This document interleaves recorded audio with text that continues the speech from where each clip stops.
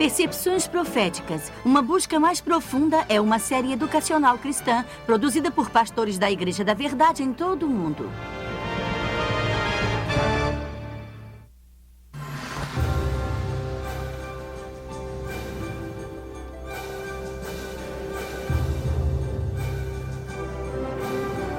Babilônia, uma das mais famosas cidades da Bíblia.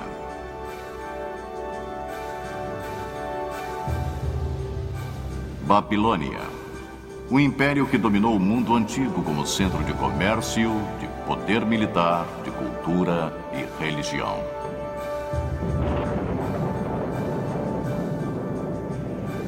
Babilônia, o símbolo de riqueza e de opulência, mistério e conspiração, decadência e corrupção.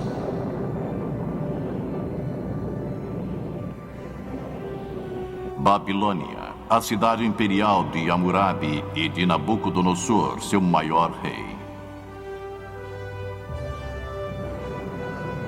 Porém, em seu ápice, Babilônia subitamente desmorona numa única noite por decreto do próprio Deus.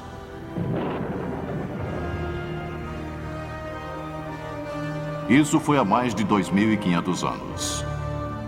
Hoje, a Babilônia está surgindo novamente na planície da Mesopotâmia. Sua reconstrução parcial chamou a atenção dos teólogos, estudiosos e professores de profecias da Bíblia. Para alguns, isso sinaliza o surgimento da temida Babilônia, a Grande, prevista no livro do Apocalipse. Mas que relevância teria para nós atualmente? E por que o legado da Babilônia continua a nos fascinar? Unam-se a nós enquanto exploramos a Babilônia, passado, presente e futuro. Numa distribuição Comev. Olá, eu sou Neil Earl. Durante anos como ministro e como historiador, eu me senti fascinado pelo Oriente Próximo, principalmente como se relaciona com a Bíblia.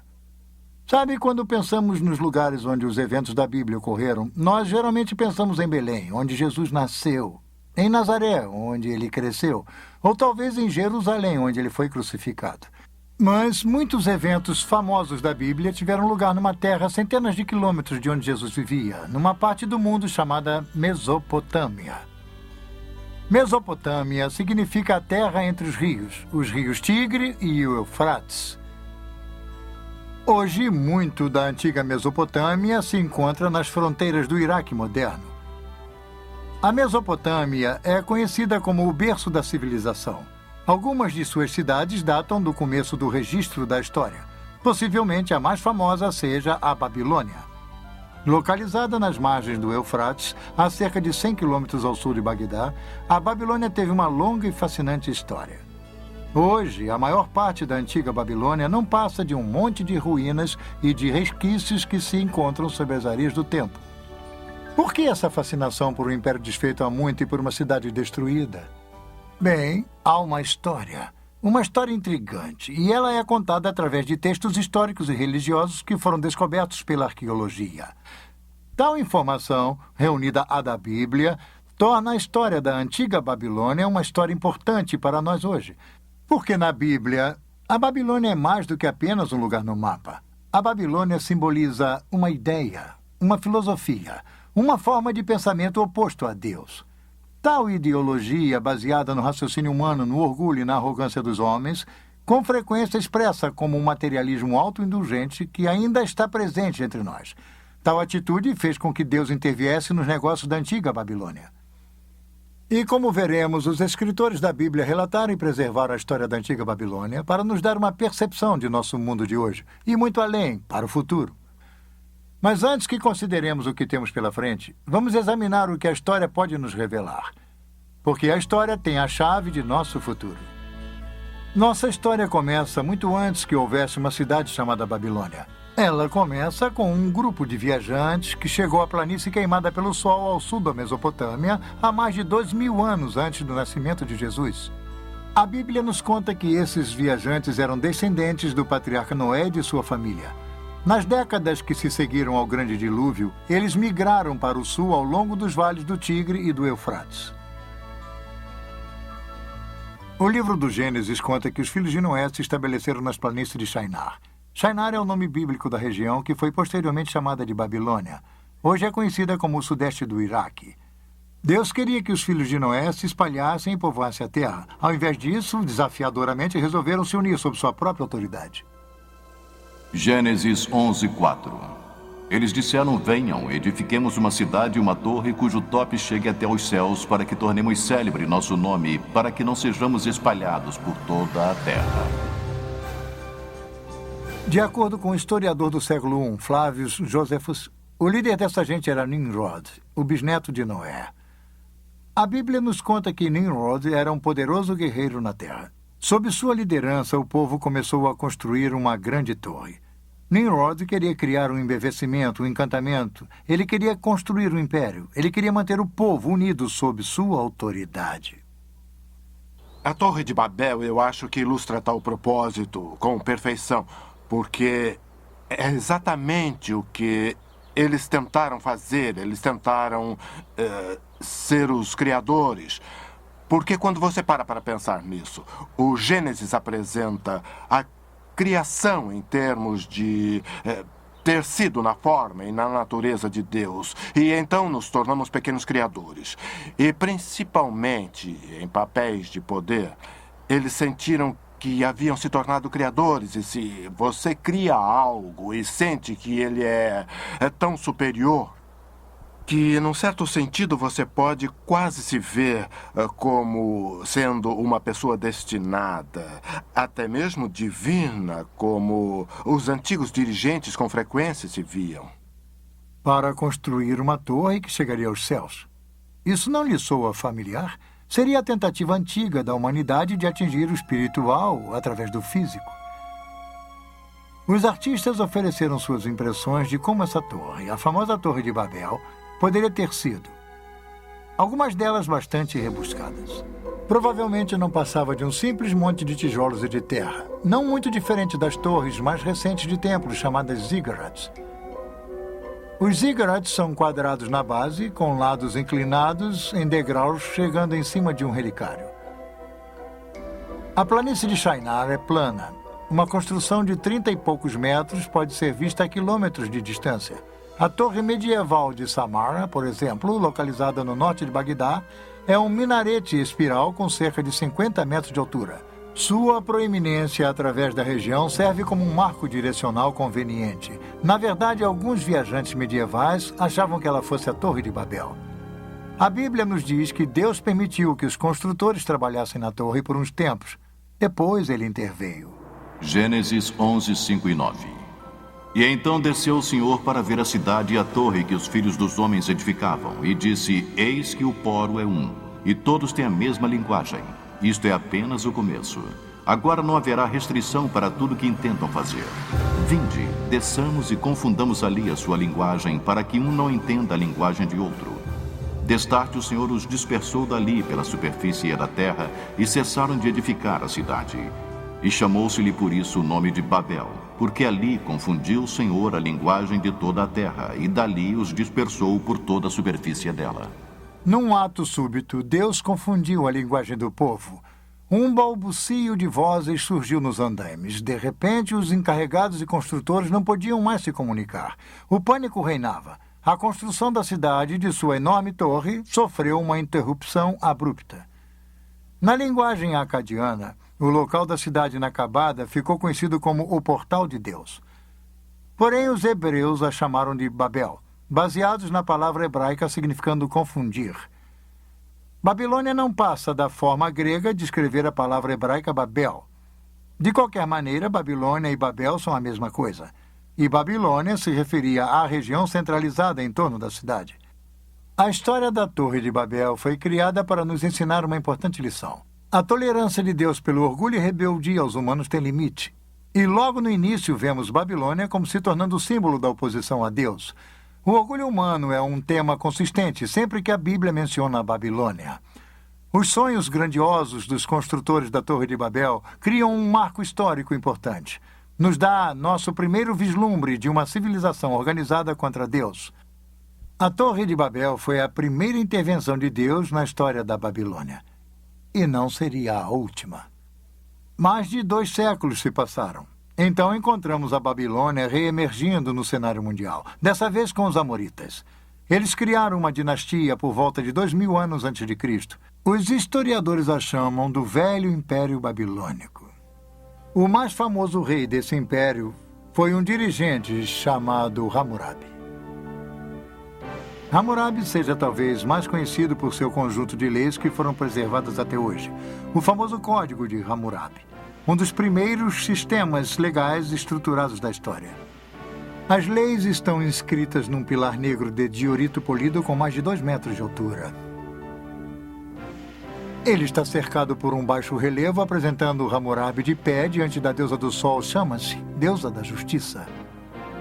O pilar possui mais de 4.000 linhas de escrita cuneiforme na língua acadiana, contendo 300 disposições legais. Elas cobrem negócios, crime, disputas familiares, interesses agrícolas e outros assuntos. Embora o código invoque punições graves, ele trouxe ordem e legalidade a uma terra onde o crime e a desordem há muito reinavam.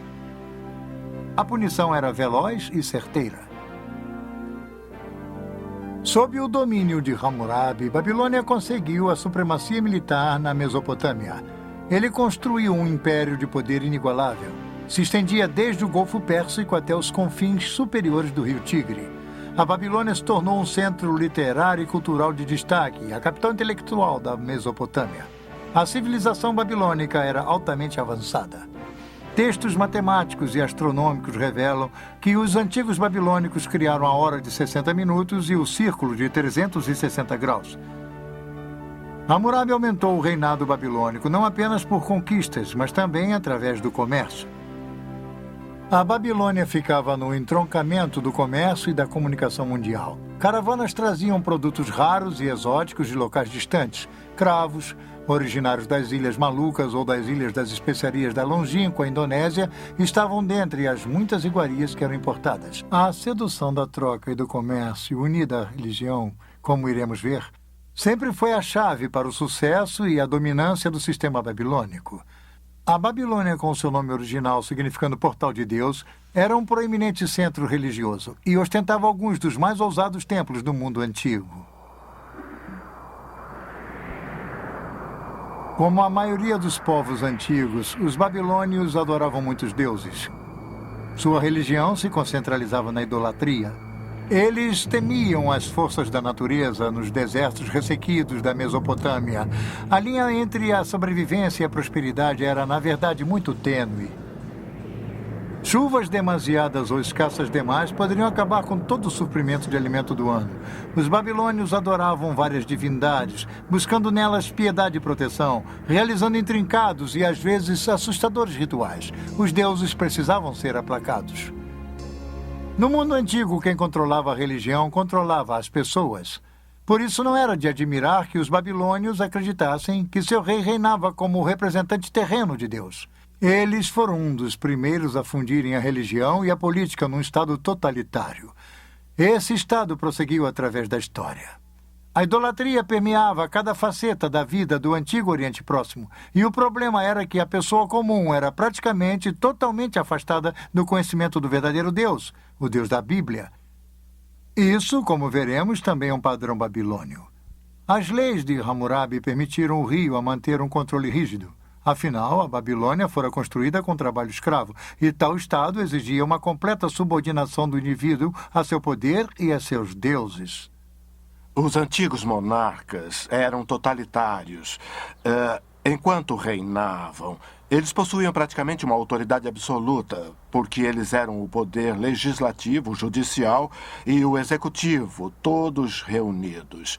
Praticamente, em termos históricos, todos os reis, de certa forma, se estabeleceram como pequenos deuses.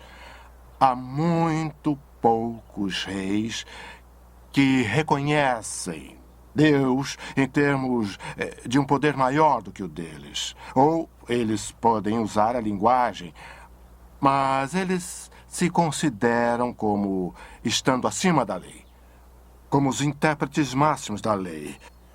Então, eu sempre digo que há apenas há alguns reis que não se consideravam pequenos deuses. Hammurabi criou um dos maiores impérios do Antigo Oriente Próximo. Ele estabeleceu a base para uma civilização que iria perdurar por mais de 1000 anos após sua morte. Mas era uma civilização baseada no poder, no prestígio, na busca da riqueza e com pouco conhecimento do Deus Criador. Até mesmo a dinastia de Hammurabi não conseguiu durar para sempre. Depois de um reinado de mais de 40 anos, tribos bárbaras das montanhas do leste chegaram para atacar e enfraquecer a Babilônia. Um longo período de conflitos começou. Cerca de 1600 anos antes de Cristo, a Babilônia foi saqueada e queimada por outro povo mencionado na Bíblia, os hititas. Os hititas levaram as riquezas e os prisioneiros da Babilônia para a distante Anatólia, nossa moderna Turquia. Mais tarde, os assírios, bem conhecidos de leitores do Velho Testamento, conquistaram a Babilônia. Séculos de caos político iriam se instalar até que a Babilônia surgisse novamente como uma cidade independente. A primeira grande era da Babilônia havia se acabado. A antiga Assíria era um dos poderosos rivais da Babilônia. Este enorme touro alado assírio com cabeça humana é um testemunho contumaz do poder da Assíria. O Império Assírio era uma enorme máquina militar, amplamente encarada como um dos reinos mais brutais e opressores da história. Em 689 a.C., um golpe impõe ainda mais humilhação sobre a Babilônia.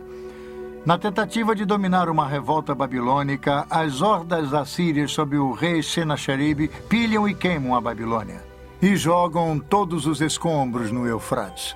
Os assírios inundam a cidade. Até suas fundações são destruídas. Senacherib se gaba. Eu tornei sua destruição mais completa do que a feita pela enchente, para que nos dias que virão o local da cidade, seus templos e deuses não sejam lembrados. Eu a extirpei totalmente através da inundação e a transformei numa campina. Senacherib deixou a Babilônia achando que havia lhe dado o golpe fatal.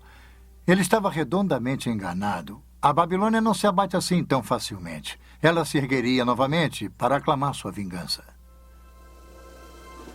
E foi exatamente o que aconteceu. O local da Babilônia foi eventualmente ocupado e reconstruído pelos caldeus. Foram os caldeus que finalmente humilharam a orgulhosa Assíria. Foi no ano de 612 a.C. quando os caldeus atacaram as muralhas de Nínive, capital da Assíria. Nínive caiu. Foi totalmente destruída.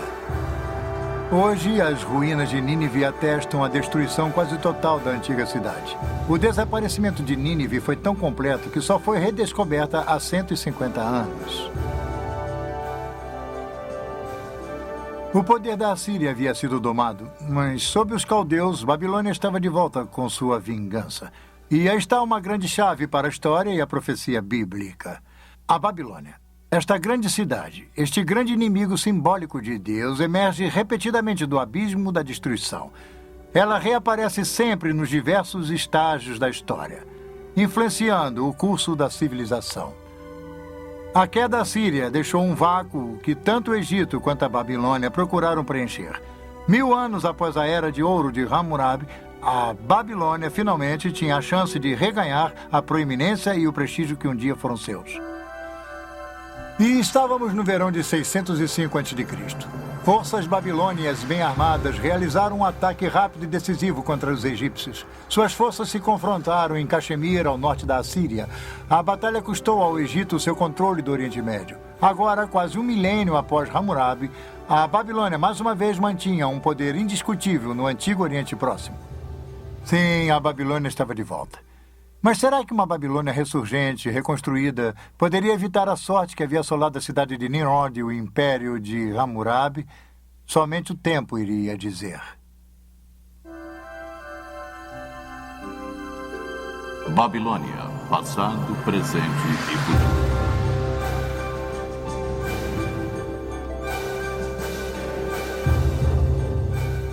O exército egípcio do faraó Nexo II se defrontou com a Babilônia em 605 a.C. em Caxemir, no rio Eufrates.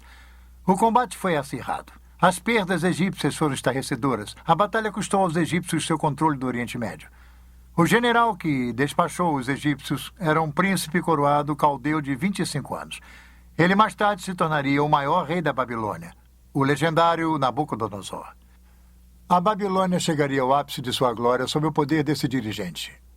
Nimrod, Hammurabi e agora Nabucodonosor. O Velho Testamento treme ao ouvir seu nome. Sob seu reinado, a Babilônia se tornou a metrópole mais poderosa de seu tempo. Invejada, temida tanto por amigos quanto inimigos. Nabucodonosor, o rei, pelo que podemos dizer, é um composto de vários aspectos de seres humanos. Ele é poderoso e cruel quando ele precisa ser. Ele também aparece como um ser humano que tem dúvidas, perguntas. Ele não consegue responder a todas as perguntas. Então ele tenta se cercar daqueles que, pelo menos, podem responder a algumas dessas perguntas. E se eles não as respondem muito bem, ele os elimina. E isso é verdade com relação a vários déspotas orientais. E Nabucodonosor é assim. Ele também é um construtor. Ele quer seu nome perpetuado. Então ele constrói a Babilônia, mas também constrói fora da Babilônia. Novamente, ele reconstrói templos. Ele faz todas essas coisas numa tentativa de agradar os deuses. Porque ele não tem certeza do que os deuses irão fazer. Mesmo que ele possa mandar em seres humanos, ele não pode dominar tudo. Então, vemos esse complexo num só indivíduo. Mas não podemos penetrar em sua mente. Somente podemos ver o que ele tentou fazer e criar, e tentar imaginar o que motivou seu temperamento. Foi Nabucodonosor que conquistou Jerusalém em 605 a.C. Durante seu reinado, o reino de Judá foi reduzido a um estado de vassalo. 5 anos mais tarde, contra o conselho do profeta Jeremias, os judeus se rebelaram contra a Babilônia. Nabucodonosor retaliou 2 anos mais tarde, sitiando Jerusalém, a cidade sagrada dos judeus. Jerusalém caiu em 597 a.C. Naquela época, Nabucodonosor levou o monarca judeu, o jovem Joaquim, de volta para a Babilônia. Ele então colocou um rei fantoche, Zedequias, no trono de Judá. Tudo isso é mencionado pelos autores da Bíblia. É interessante notar que alguns desses detalhes são confirmados por inscrições encontradas nas ruínas da própria Babilônia. Este bloco de barro do Museu Britânico, chamado de Crônica de Nabucodonosor, foi traduzido em 1956. Ele registra a derrota dos egípcios em Caxemir em 605 a.C. Nos conta sobre a subida de Nabucodonosor ao poder, menciona a conquista de Jerusalém e a nomeação de Zedequias como rei fantoche em Judá. Esta é uma confirmação surpreendente dos famosos eventos da história bíblica. Mas, uma década mais tarde, a Judéia se rebelaria pela última vez. O rei fantoche de Jerusalém, Zedequias, fez uma trama com os egípcios. Nabucodonosor reagiu com um ataque final devastador. Durante 18 meses, a cidade ficou sitiada. Finalmente, no verão de 587 a.C., Nabucodonosor conquistou e dessa vez destruiu Jerusalém e seu templo. Ele pilhou seus tesouros e levou a maior parte da população restante para a Babilônia.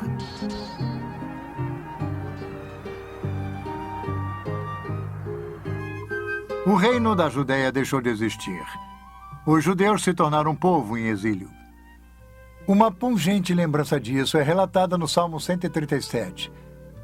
Esta bela canção expressa a extrema tristeza dos judeus cativos, chorando por sua terra natal. By the rivers of Babylon, we sat down and wept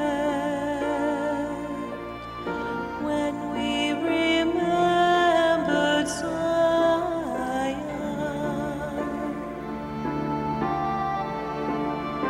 If I forget you, O Jerusalem, may my right hand forget its king. May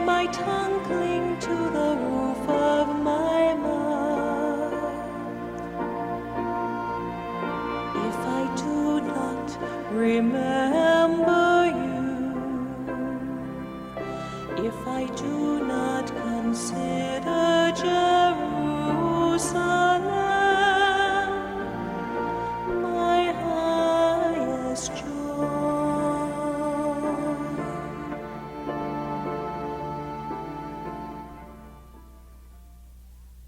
Babilônia estava no auge de sua glória quando os exilados judeus chegaram.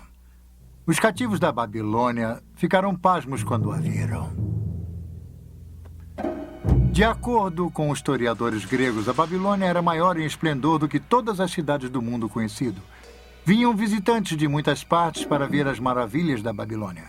Nabucodonosor foi um grande construtor, assim como um grande general, como Ramsés II no Egito, como Salomão em Israel. A Babilônia de Nabucodonosor era uma cidade de magníficos palácios, templos, parques e jardins.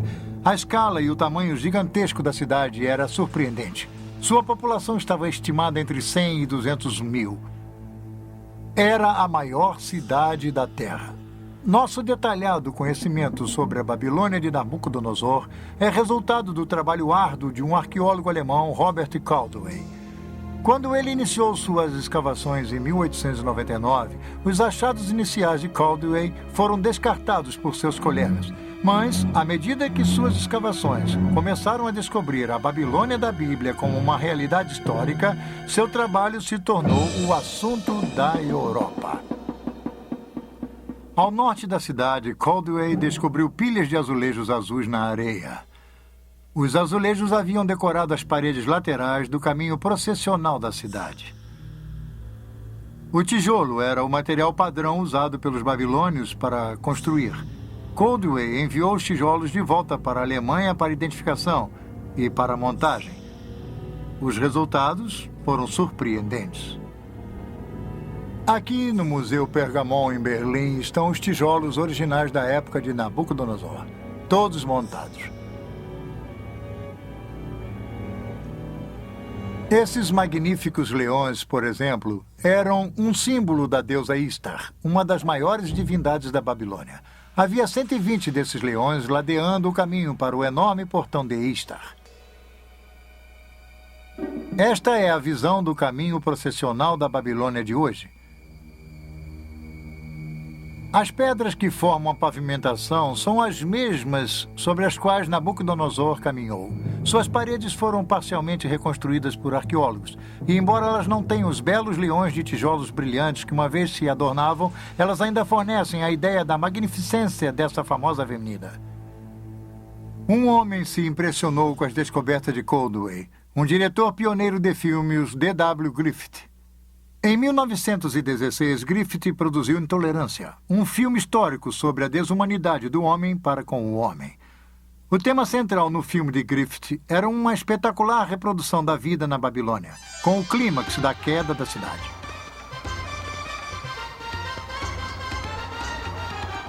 No filme, Griffith traz de forma mágica para a tela a magnificência e a grandiosidade da Babilônia de Nabucodonosor. Uma cidade que havia sido enterrada durante 25 séculos. Quando usamos a expressão esplendor pagão, ela poderia ter sido criada para a antiga Babilônia. Griffith mostra uma Babilônia de um grande esplendor arquitetônico. Uma Babilônia repleta de vida e de vitalidade. Suas ruas fervilhavam com mercadores, cartomantes, músicos, ambulantes, agiotas, soldados, prostitutas, representantes dos governos, banqueiros e escravos. Griffith ofereceu ao público uma primeira visão do poder e da magnificência da Babilônia em seus dias de glória, assim como incrível ganância e sensualidade na cidade. A Babilônia de Nabucodonosor tornaria pequenas muitas de nossas modernas cidades por seu tamanho e esplendor. Vamos conhecer sua imensa escala. A Babilônia tinha um formato quase quadrado, dividido ao meio pelo rio Eufrates. A cidade foi construída com precisão. Suas ruas retas e largas cruzavam umas às outras em ângulos retos, como a maioria das cidades de hoje. A Babilônia estava cercada por uma muralha defensiva dupla, circundada por um fosso. Era a cidade mais bem protegida do mundo antigo. De acordo com uma fonte antiga, as muralhas da Babilônia tinham mais de 100 metros de altura por 30 metros de largura. Havia espaço suficiente em seu topo para permitir que uma charrete puxada por 4 cavalos desse uma volta completa. Os babilônios achavam que suas muralhas eram impossíveis de serem escaladas ou de serem invadidas. Torres de defesa estavam posicionadas em intervalos regulares. Mas as muralhas da Babilônia eram apenas o começo de suas maravilhas. O caminho processional era a avenida principal, norte e sul da cidade. Ele possuía mais de 20 metros de altura, pavimentada com pedras e ladeada por leões esculpidos. E o caminho processional levava para o norte, para o grande templo dedicado ao deus Merodach. Era a rua mais impressionante do mundo antigo. Este é o portão de Istar, magnífico e imponente. Era um símbolo arrogante da Babilônia, do rei Nabucodonosor. Este era um dos 8 portões fortificados da antiga cidade. Eles o batizaram em homenagem a Istar, a popular deusa do amor.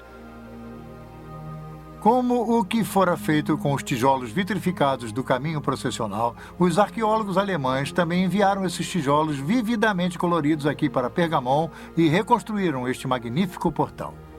O portão de Istar, renomado em todo o mundo, é um símbolo do inigualável poder e força da Babilônia. Por ele passaram os exércitos vitoriosos da poderosa Babilônia quando retornavam de conquistas distantes. O verdadeiro portão de Istar está em Berlim. Turistas podem ver na Babilônia uma réplica com a metade do tamanho. Na entrada deste sírio foi construído pelo governo iraquiano. Não muito distante do portão de Istar, Nabucodonosor construiu um magnífico palácio. Este palácio continha 4 grandes pátios cercados por muitos apartamentos e suítes.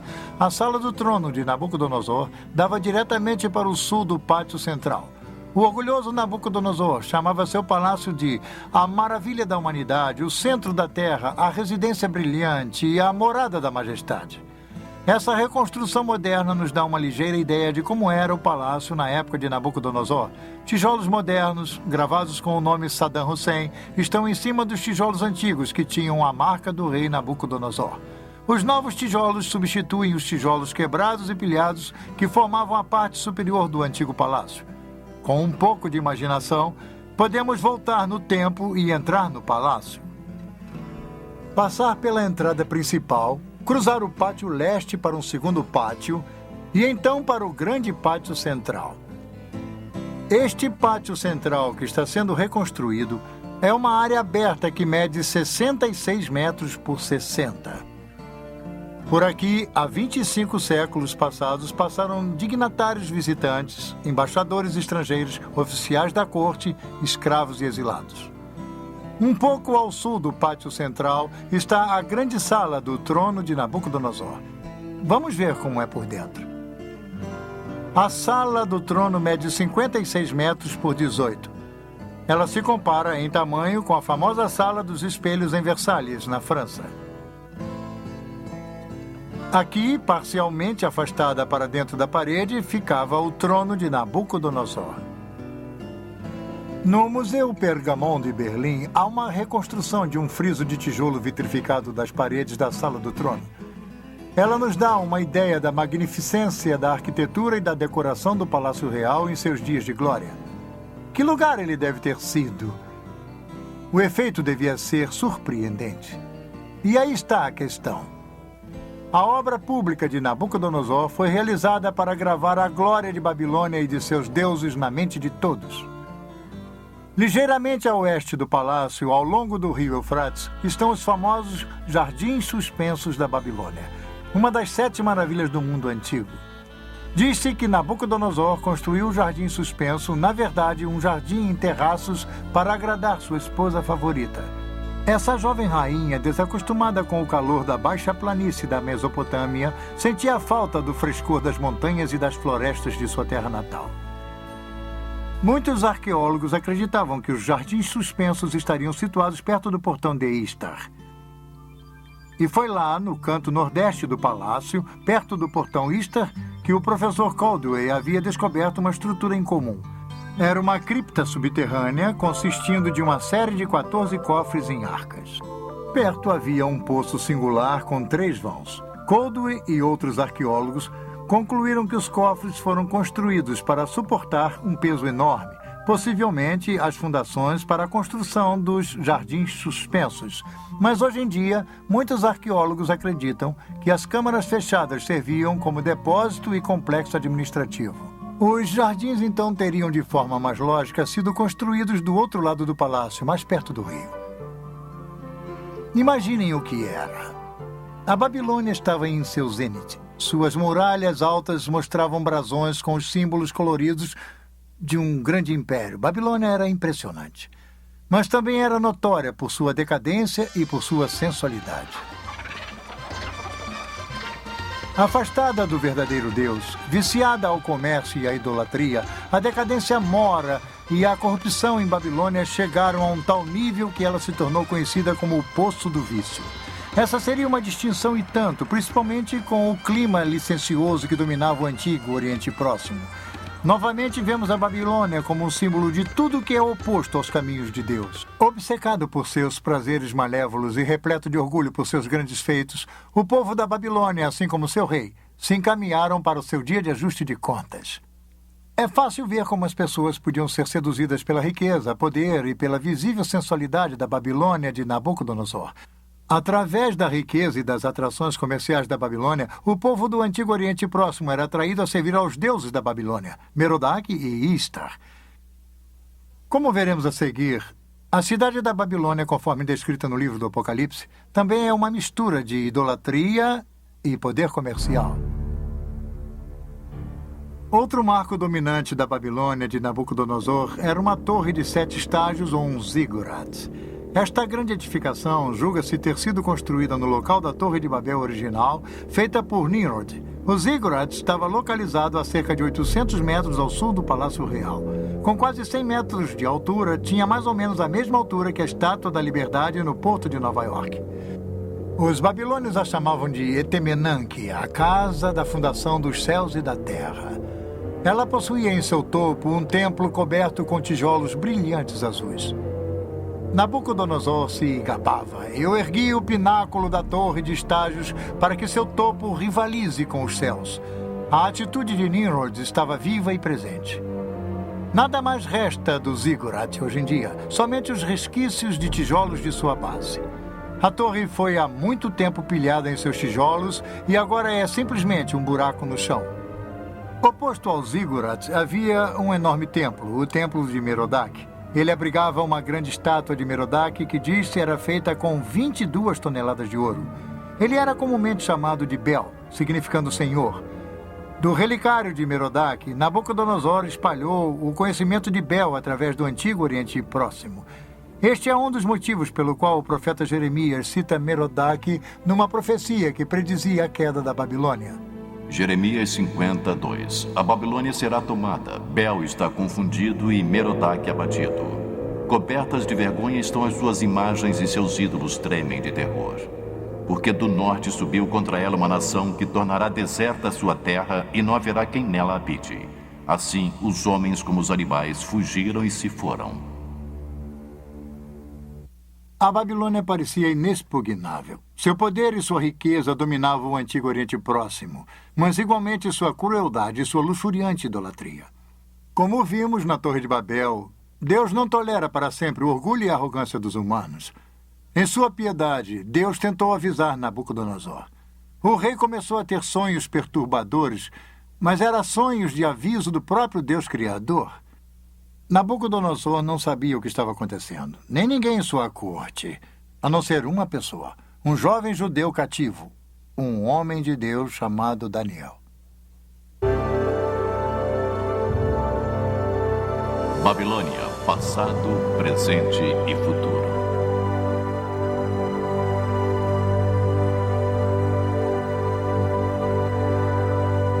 Nabucodonosor construiu o maior império do Antigo Oriente Próximo. Como general, ele era invencível. E também era um regente astuto. Quando os exércitos do rei haviam levado Daniel e outros proeminentes cidadãos de Jerusalém para a Babilônia, Daniel foi colocado na própria corte de Nabucodonosor. Os reis antigos, com frequência, escolhiam estrangeiros para preencher postos chaves, porque eles não eram uma ameaça ao trono, o que alguém de sua própria identidade étnica ou nacional poderia ser. Então, eles usavam um estrangeiro, como um judeu, porque usavam sua habilidade e, ao mesmo tempo, não se sentiam ameaçados por tal indivíduo. Dentre esse grupo seleto, Daniel e seus 3 companheiros, Sadraque, Mesaque e Abednego, embora eles fossem cativos, permaneceram leais ao verdadeiro Deus, ao Deus de Israel. Suas experiências em resistir ao materialismo e à idolatria estão entre as melhores histórias conhecidas da Bíblia. Quando os 3 amigos de Daniel se recusaram a adorar uma estátua de ouro que Nabucodonosor havia colocado, o rei, envaidecido, os condenou à famosa fornalha ardente. Daniel 3, 19 e 25. Então Nabucodonosor se encheu de fúria e, transtornado o aspecto de seu rosto contra Sadraque, Mesaque e Abednego, ordenou que se acendesse a fornalha 7 vezes mais do que se costumava. Ordenou aos homens mais poderosos que estavam no exército que atassem a Sadraque, Mesaque e Abednego e os lançassem na fornalha de fogo ardente. Então estes homens foram atados com os seus mantos, suas túnicas e chapéus e suas outras roupas e foram lançados na fornalha sobremaneira acesa. Porque a palavra do rei era urgente e a fornalha estava sobremaneira acesa. As chamas do fogo mataram os homens que lançaram de cima para dentro a Sadraque, Mesaque e Abednego. Estes 3 homens caíram atados dentro da fornalha sobremaneira acesa. Então o rei Nabucodonosor se espantou e se levantou depressa e disse a seus conselheiros: Não lançamos nós 3 homens atados dentro do fogo? Responderam ao rei: É verdade, ó rei. E ele tornou e disse: Eu, porém, vejo 4 homens soltos que andam passeando dentro do fogo sem nenhum dano, e o aspecto do quarto é semelhante a um filho dos deuses. Para ganhar vantagem, Nabucodonosor chamou Sadraque, Mesaque e Abednego para ficarem ao seu lado. O fogo não havia feito mal a seus corpos, nem eles cheiravam a fumaça. Numa reviravolta surpreendente, Nabucodonosor louvou o Deus que enviou seu anjo para salvá-los e os promoveu a altas posições em seu reino. A relação entre Daniel e Nabucodonosor era de fato estranha. De um lado havia Nabucodonosor, rei pagão do mundo conhecido, cujos feitos ousados se baseavam na força militar e no trabalho escravo. Do outro, um jovem escravo judeu, trazido de sua terra natal para a Babilônia. Um servo do verdadeiro Deus e, apesar disso, leal a seu rei. Nabucodonosor é apresentado como sendo, pelo menos no livro de Daniel, relativamente simpático ao Deus de Israel e ao Deus de Daniel. Mas dizer que Nabucodonosor era alguém que havia colocado sua fé no Deus de Israel e de Daniel, eu diria que não. Esses reis antigos eram grandes políticos e eles tomavam decisões a esse respeito que eram tomadas, eles achavam, a seu próprio favor. Foi quando Daniel se encontrava preso na Babilônia que ele e o rei começaram a ter sonhos perturbadores e visões. Deus estaria fornecendo aos 2 uma visão do futuro. O 2º capítulo do livro de Daniel registra um sonho particularmente perturbador de Nabucodonosor. Daniel o descreve. Daniel 2, 32 e 35. Tu, ó reis, estava vendo, e eis que aqui uma grande estátua, esta que era imensa e de extraordinário esplendor, estava em pé diante de ti, e a sua aparência era terrível. A cabeça era de fino ouro, o peito e os braços de prata, o ventre e os quadris de bronze. As pernas de ferro, os pés em parte de ferro, em parte de barro. Quando estavas olhando, uma pedra foi cortada sem auxílio de mãos, feriu a estátua nos pés de barro e ferro e os esmiuçou. Então foi juntamente esmiuçado o ferro, o barro, o bronze, a prata e o ouro, os quais se fizeram como a palha das eiras no estio, e o vento os levou. E deles não se viram mais vestígios, mas a pedra que feriu a estátua se tornou uma grande montanha que encheu toda a terra.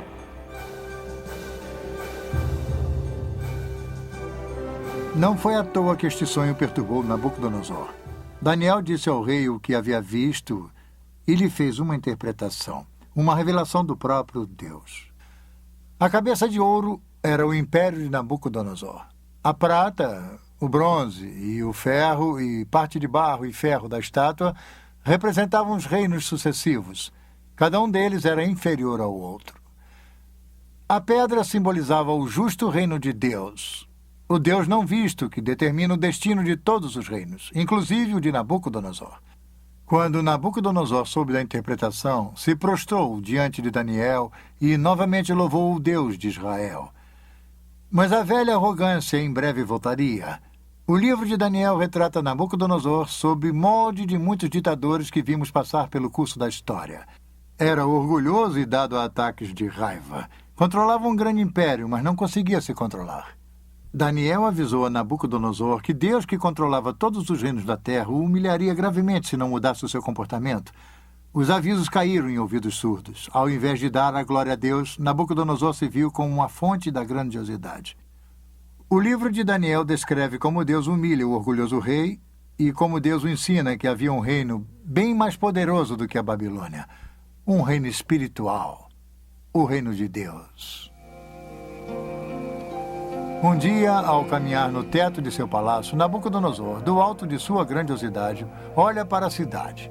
Ele não pôde evitar e se gabou. Daniel 4, 30, 31 e 33. Não é esta grande Babilônia que eu edifiquei para a casa real com meu grandioso poder e para a glória da minha majestade? Falava ainda o rei quando desceu uma voz do céu. A ti se diz, ó rei Nabucodonosor, já passou de ti o reino. No mesmo instante se cumpriu a palavra sobre Nabucodonosor e foi expulso de entre os homens e passou a comer erva com os bois. O seu corpo foi molhado do orvalho do céu até que lhe cresceram os cabelos como as penas da águia e as suas unhas como as das aves.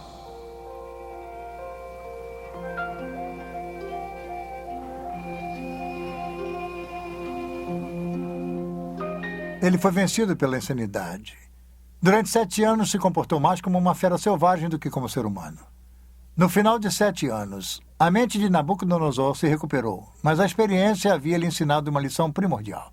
E talvez a lição mais importante do livro de Daniel. Deus, e não pequenos príncipes, mantém a autoridade suprema sobre este mundo. A Bíblia registra o aviso de Nabucodonosor àqueles que o seguirem em posição de poder e de autoridade. Quer fosse num gabinete ou numa sala de reuniões, seus conselhos deveriam ser seguidos por todos nós. Daniel 4, 34, 35 e 37. Mas ao fim daqueles dias, eu, Nabucodonosor, levantei os olhos ao céu. Tornou-me a vir o entendimento. E eu bendigo o Altíssimo, e louvei e glorifiquei ao que vive para sempre, cujo domínio é sempiterno, e cujo reino é de geração em geração. Todos os moradores da terra são por ele reputados em nada, e segundo a sua vontade ele opera com o exército do céu e os moradores na terra. Não há quem lhe possa deter a mão nele dizer que fazes. Agora, pois, eu, Nabucodonosor, louvo, exalto e glorifico ao Rei do céu, porque todas as suas obras são verdadeiras e os seus caminhos justos, e pode humilhar aos que andam na soberba. Mas se Nabucodonosor aprendeu uma lição importante, seus descendentes não aprenderam. Após um reinado de 43 anos, Nabucodonosor morreu em 562 a.C. Foi sucedido por 4 reis num período de 7 anos, cada sucessor mais fraco do que o outro. O último rei de Babilônia foi Nabonide ou Nabone. Ele assumiu o trono em 55 a.C. Seu filho e príncipe coroado era Belsaruzur ou Belsazar, chamado pela Bíblia. Por motivos que não são totalmente esclarecidos, o sábio e excêntrico Nabonidos passou os últimos 10 anos de seu reino no distante oásis de Tema, na Arábia, estudando história e religião. Enquanto Nabonidos se encontrava afastado, seu filho Belsazar reinava na Babilônia. Agora temos um fascinante relato detetivesco da Bíblia. Durante séculos, o nome de Belsazar não foi encontrado em outro lugar a não ser no livro de Daniel. Os historiadores citavam Nabonidos como sendo o último rei da Babilônia, mas nada de Belsazar. Não é de admirar que alguns céticos tenham rejeitado as declarações de Daniel sobre Belsazar, rotulando-as de ficção, ou um dos erros históricos da Bíblia. Porém, em 1854, vários pequenos cilindros de barro apareceram. Eles foram encontrados aqui, em Ur, na Mesopotâmia. Tinham inscrições com relatos da reconstrução de um zigurates pelo rei Nabonidos. As inscrições eram concluídas com orações pela saúde de Nabonidos e de seu filho mais velho, o príncipe coroado, Belsazar. E quanto a mim, Nabônidos, o rei da Babilônia, proteja-me de pecar contra qualquer divindade exaltada e me conceda uma vida longa, e no coração de Belsazar, meu filho primogênito, crie o temor pela exaltação da divindade.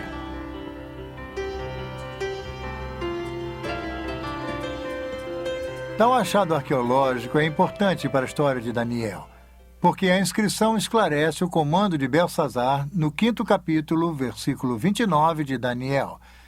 É aí que Belsazar proclama Daniel como o terceiro maior regente do reino. Nabônidos era o primeiro, Belsazar o segundo e Daniel o terceiro. Este é um exemplo notável da precisão da Bíblia. Foi durante o reino de Belsazar que Deus deu a seu profeta Daniel outra importante visão.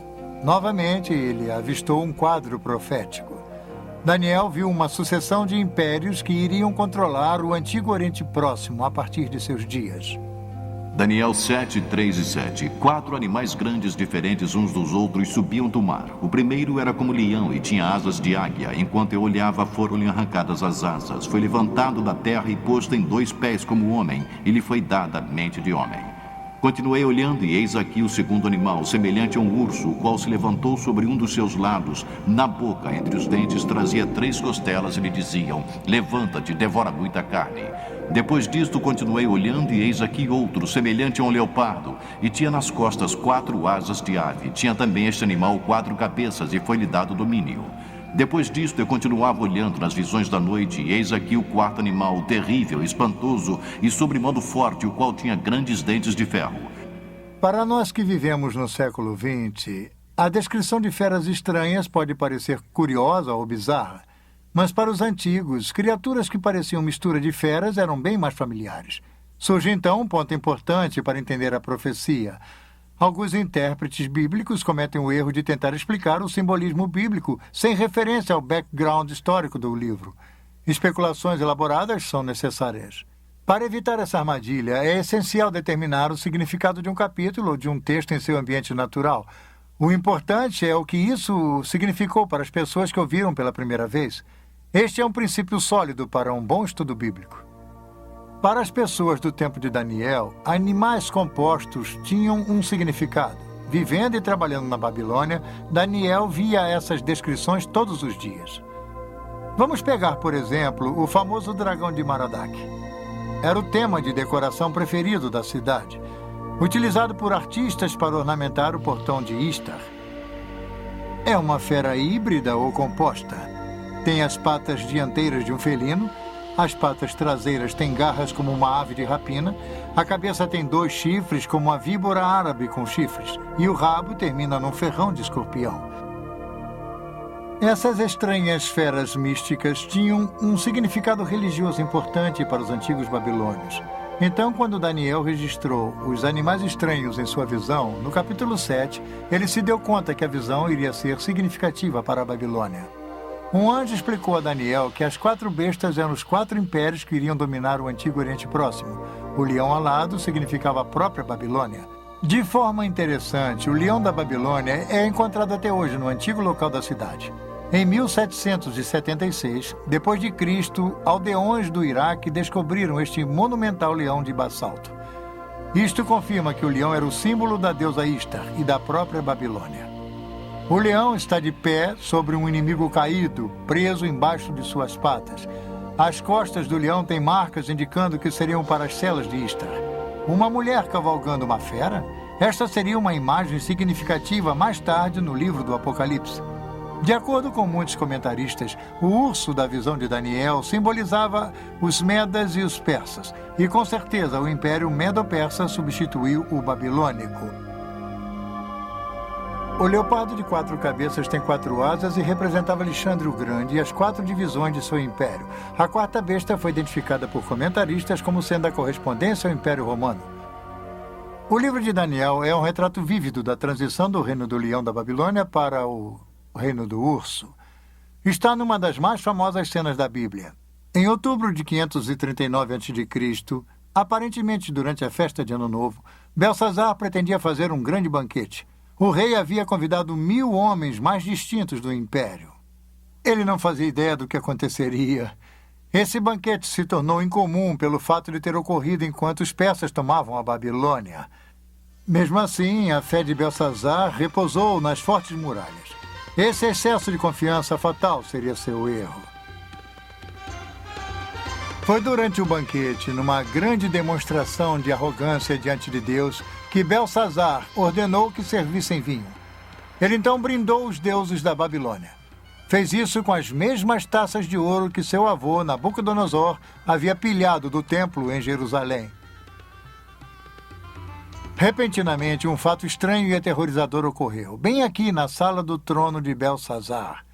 Uma misteriosa mão desencarnada apareceu do nada e começou a escrever em letras brilhantes na parede do rei. Daniel 5, 5 e 6. No mesmo instante apareceram os dedos de mão de homem e escreveriam defronte do candeeiro na caiadura da parede do Palácio Real, e o rei via os dedos que estavam escrevendo. Então se mudou o semblante do rei e os seus pensamentos o turbaram. Então entraram todos os sábios do rei, mas não puderam ler a escritura nem fazer saber ao rei a sua interpretação. Daniel 5, 13 e 17. Então Daniel foi introduzido à presença do rei e disse: todavia lerei ao rei a escritura e lhe farei saber a interpretação. Daniel 5 e 25. E esta, pois, é a escritura que se traçou: Mene, Mene, Tekel e Parsim. Esta é a interpretação de cada palavra. Mene, contou Deus o teu reino e deu cabo dele. Tekel, pesado, foste na batalha e achado em falta. Pere, seu reino foi dividido e dado aos medas e aos persas.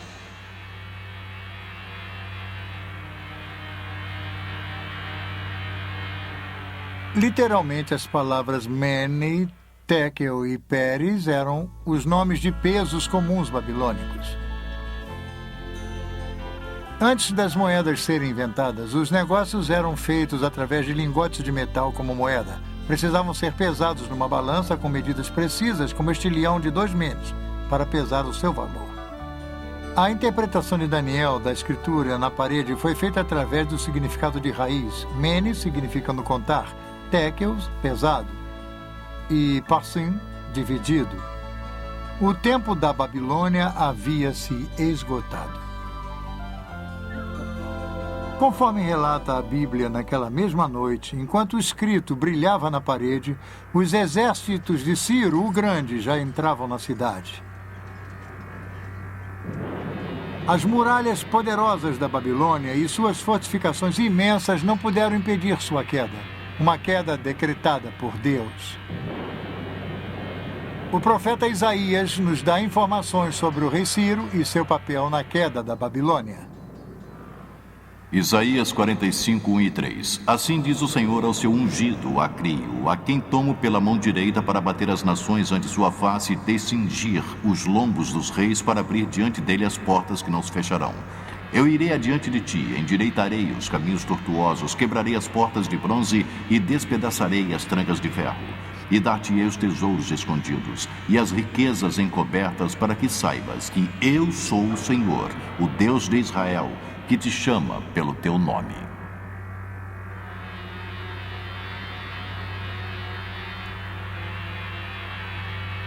A Escritura nos dá a ideia da forma surpreendente com que Ciro capturou a Babilônia.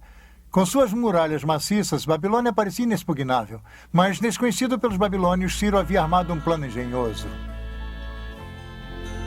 A Bíblia não fornece os detalhes, mas é descrito em grande detalhe pelos antigos historiadores Heródoto e Xenofon. Enquanto Belsazar festejava, tropas persas estavam ocupadas rio acima, desviando o curso do rio Eufrates. O rio normalmente fluía por baixo dos portões maciços e entrava pela cidade. Aí os persas cavaram um canal. Isso redirecionou o rio para um velho leito. O Eufrates começou a ficar mais baixo, permitindo que os persas atravessassem por baixo dos portões e entrassem na Babilônia. Relatos nos contam que Ciro colocou um espião na cidade, e naquela noite ele destrancou os portões da muralha interna. Através desses portões, o exército de Ciro entrou na cidade e os babilônios foram totalmente surpreendidos. A Babilônia era tão grande que, quando as partes externas foram invadidas, os que moravam no centro da cidade não sabiam do ataque. Belsazar e seus convidados continuavam com seu desafio idólatra a Deus até que foi tarde demais, como o livro de Daniel nos conta. Naquela mesma noite, Belsazar, rei dos babilônios, foi assassinado. A maior cidade da antiguidade havia sido tomada. A cabeça de ouro de Daniel 2 foi substituída pela arca e pelas armas de prata. O leão pelo urso. A Babilônia era o colosso econômico do mundo antigo, mas havia se tornado um exemplo de decadência moral e de corrupção. Seus líderes haviam se embebedado com o próprio poder. A queda da Babilônia nos ensina uma lição que às vezes esquecemos. Deus reina na história. É uma lição para nós hoje em dia. A Babilônia acabou como grande potência. Mas a Babilônia já havia caído antes. Será que se ergueria novamente? Babilônia, passado, presente e futuro.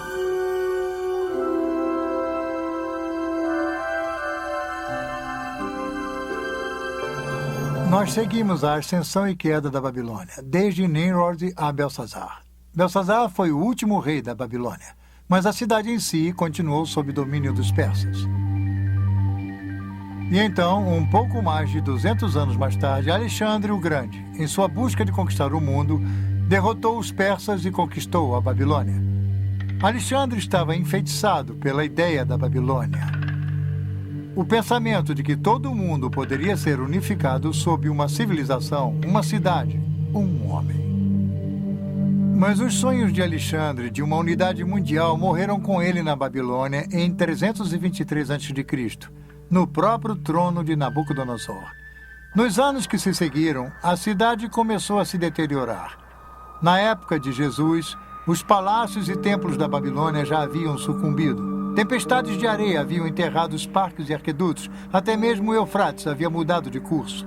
Um imperador romano visitou a Babilônia 85 anos após a morte de Jesus e não encontrou nada além de seixos, pedras e ruínas. Hoje, o superpoder do mundo antigo jaz desolado e esquecido. Seus palácios, templos, parques e jardins, suas ruas e avenidas largas são apenas pós e escombros. Tijolos partidos com o nome de Nabucodonosor estão jogados aos montes pelo local. Somente uma pequena parte do que um dia foi uma grande cidade foi restaurada como parque arqueológico, e mesmo assim apenas em parte. A maior parte da vasta metrópole permanece um deserto abandonado, não sendo mais a cidade viçosa de seus dias de glória. Ela jaz desocupada, abandonada e esquecida. Isaías 13, 19 e 20.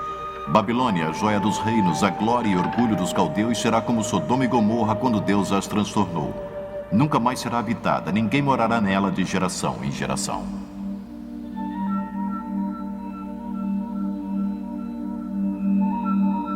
O escrito na parede havia previsto o final da Babilônia como uma cidade desenvolvida, mas não seria o final da Babilônia como uma ideia.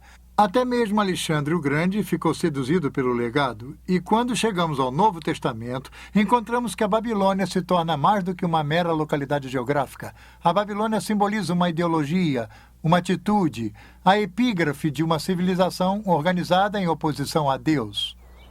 Eu descreveria a Babilônia como sendo uma cidade que simboliza em escritura aquela na qual haveria o auge do poder humano e como ele reina, conquista e tudo mais através da história.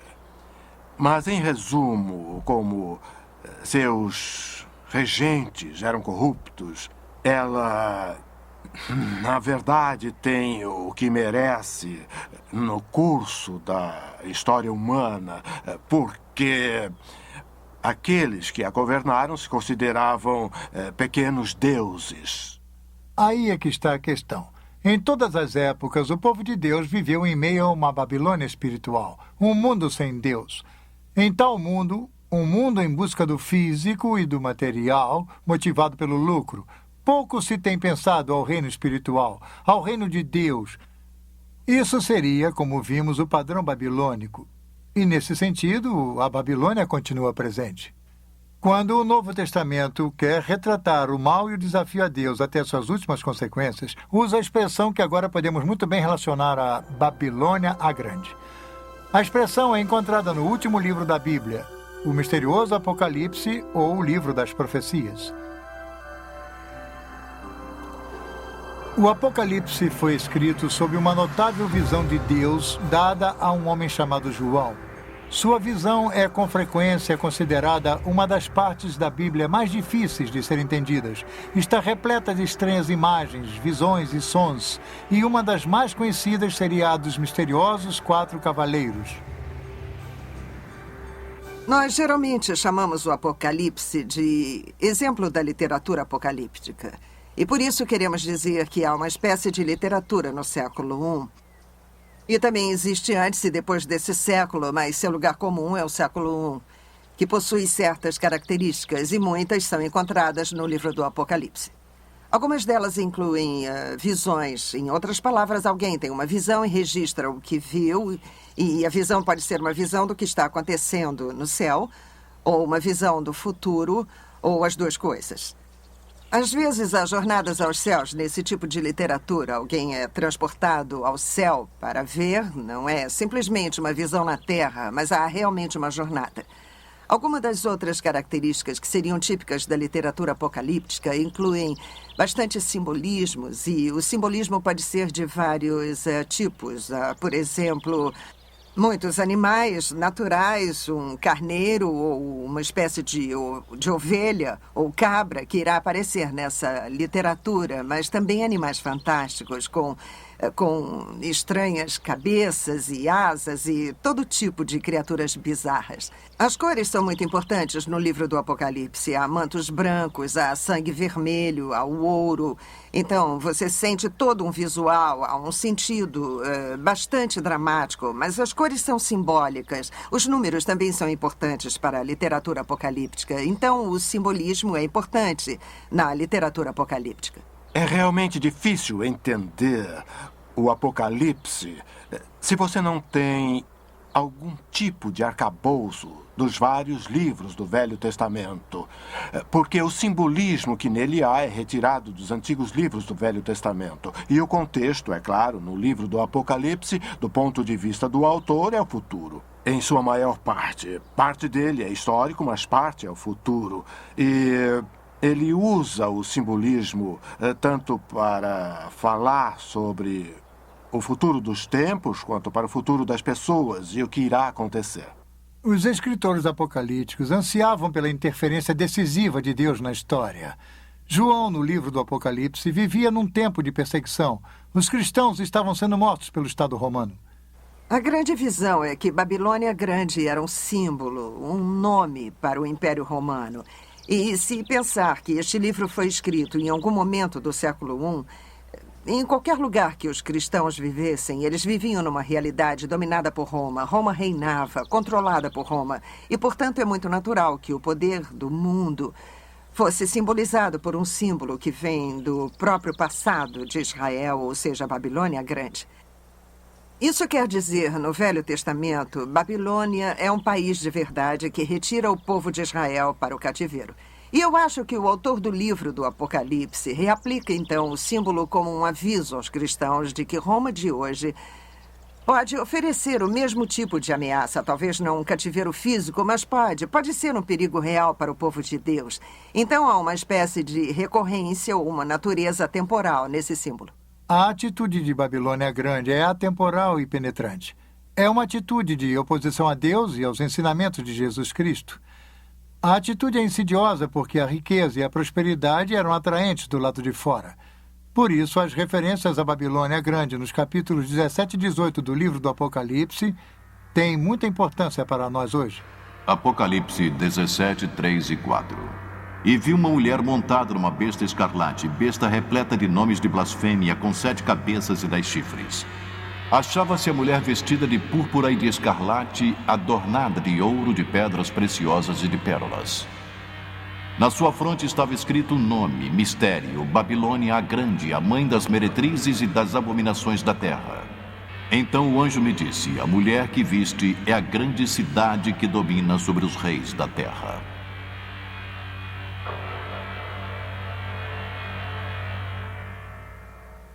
Aqui temos toda a imagem vívida da literatura apocalíptica. É um tempo futuro. Há uma mulher, a besta, as cores brilhantes e o simbolismo. O simbolismo de prostituição. A Bíblia menciona bastante a prostituição. Deus mostra com ela como os indivíduos e as nações são seduzidos pela submissão a ele e à doutrina. No Velho Testamento, a prostituição é uma imagem para a idolatria. Quer dizer, as pessoas se prostituem. O povo de Deus se prostituiu quando não foi fiel a Deus, quando persegue a adoração de um ídolo. E agora a igreja enfrenta o mesmo tipo de ameaça, o abandono de sua verdadeira adoração a Deus por outros tipos de ídolos. Bem, a prostituição é uma imagem sedutora. Alguém, como já disse, os atrai, iludindo-os a seguir seu caminho e a abrir mão de sua lealdade a seu verdadeiro Deus. A Bíblia usa o símbolo da prostituição de duas formas. A prostituição seria adorar falsos deuses. Mas há uma outra forma em que a Bíblia descreve a prostituição, e isso também se refere a outras nações que não sejam Israel. Mas conforme um estudioso do Novo Testamento, George Eldon Ladd, explica, a prostituição também significa a prostituição de tudo para o ganho comercial. A ideia aqui não é de falta de fé espiritual, mas de uma prostituição de tudo para o ganho comercial. Nínive também é descrita como prostituída por causa de sua exibição de poder e de esplendor para zombar e escravizá-los. Ladd, sobre o capítulo 17 do Apocalipse.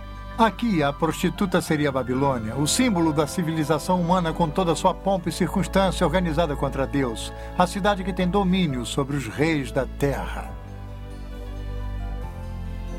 Nós seguimos a atração da Babilônia através das escrituras e da história. Desde a Torre de Babel, a cidade de Nabucodonosor. E agora até o livro do Apocalipse, onde a Babilônia grande atinge imensa força.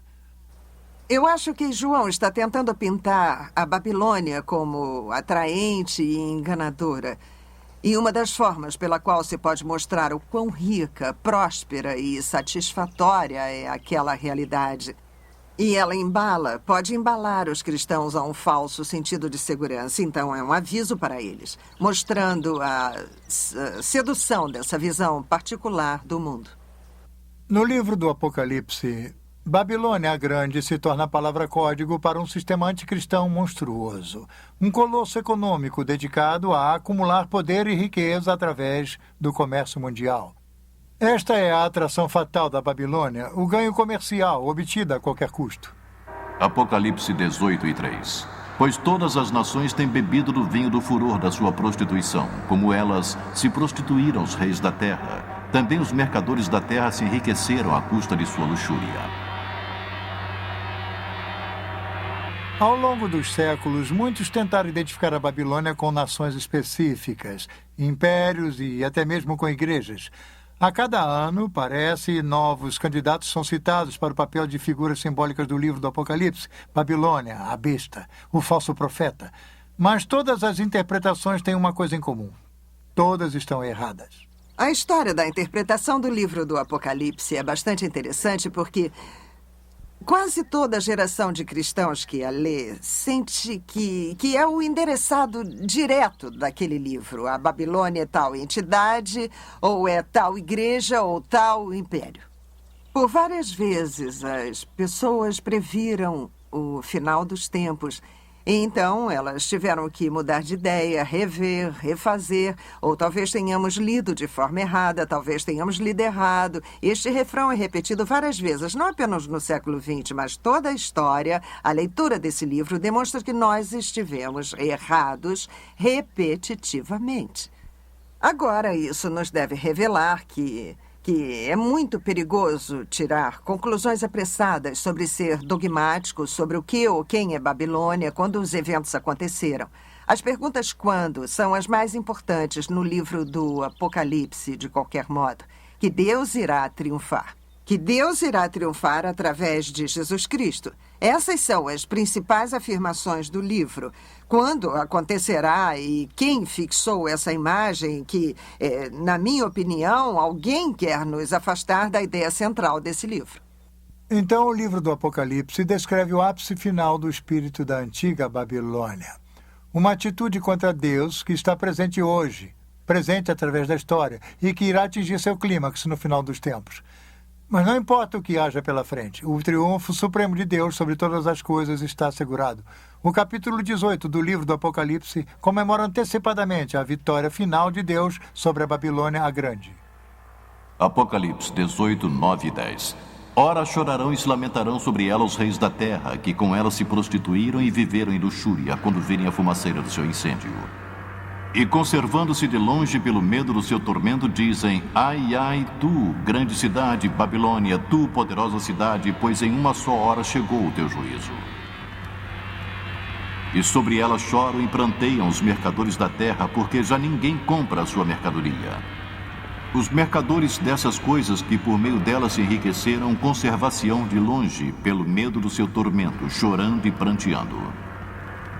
Então um anjo forte levantou uma pedra como grande pedra de moinho e arrojou-a para dentro do mar, dizendo: Assim com ímpeto será arrojada a Babilônia, a grande cidade, e nunca mais será achada.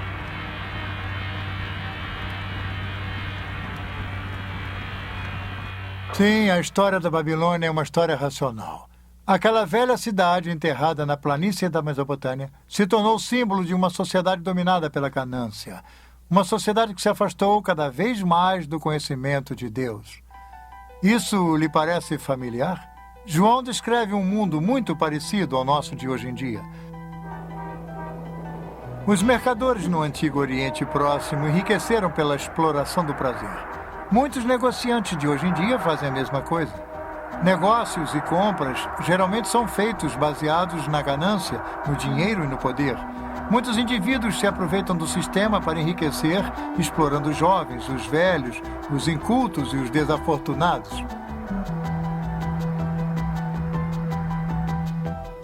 Os cristãos não estão imunes às seduções do sistema babilônico. Somos avisados sobre o logro do dinheiro, das riquezas, do poder e do prazer. Nós devemos viver, no entanto, de acordo com os ensinamentos de Jesus. E tais ensinamentos incluem servir, dar e repartir. É por isso que João nos avisa: retirai-vos dela, povo meu, para não serdes cúmplices em seus pecados e para não participardes dos seus flagelos. O Novo Testamento está cheio de avisos contra os peritos e o engodo do materialismo. As riquezas levam a um falso sentido de segurança. Jesus disse: não se pode servir a dois senhores. Não se pode servir a Deus e ao dinheiro. E no livro do Apocalipse, é claro, a Babilônia é retratada como extremamente rica. E aí está, Deus ou dinheiro. Então tudo faz parte do quadro, parte das armadilhas, e o tom materialista também faz parte disso. Na sequência de tempo do livro do Apocalipse, Babilônia é destruída. Mas a boa nova é que não é o fim do mundo. Não é mesmo. Na visão de João, é o começo do domínio dos santos sobre Jesus Cristo. Então, o Apocalipse oferece esperança. É uma visão de vitória. A vitória de Jesus sobre todos aqueles que se opõem ao reino de Deus. Dizer que o livro do Apocalipse é uma visão da vitória de Jesus Cristo é, na verdade, um ótimo resumo. Se você pensar no ponto de vista do primeiro século, os cristãos e nós hoje em dia, é uma declaração verdadeira de duas formas, que você pode olhar para trás e ver a vitória de Jesus na cruz. Estamos falando da vitória de Jesus sobre os poderes do pecado e da morte. E é precisamente essa vitória que garante a vitória futura e nos dá a esperança para um futuro. Então, sim, uma vitória final de Cristo é uma boa forma de resumir o livro, mas você tem que lembrar que ela começou quando Deus fez aquilo com Cristo na cruz. Nossa história nos levou de Nimrod a Nabucodonosor, ao presente e ao futuro. Nós vimos o legado da Babilônia. Tem sido um padrão familiar que vimos se tecendo ao longo da história. Essa atitude de Babilônia está presente hoje. Então somos desafiados a que reino iremos servir? Ao reino de Deus ou da Babilônia? A Deus ou ao dinheiro? Babilônia a Grande representa o resumo do poder do homem distanciado de Deus. Porém, o reino de Deus é muito mais poderoso. Nosso chamado é para servir a esse reino e ao seu rei, Jesus Cristo. Em suma, este é o único reino que irá perdurar. O poder e a glória de Cristo apenas. Esta é a lição que até mesmo Babilônia a Grande será forçada a aprender.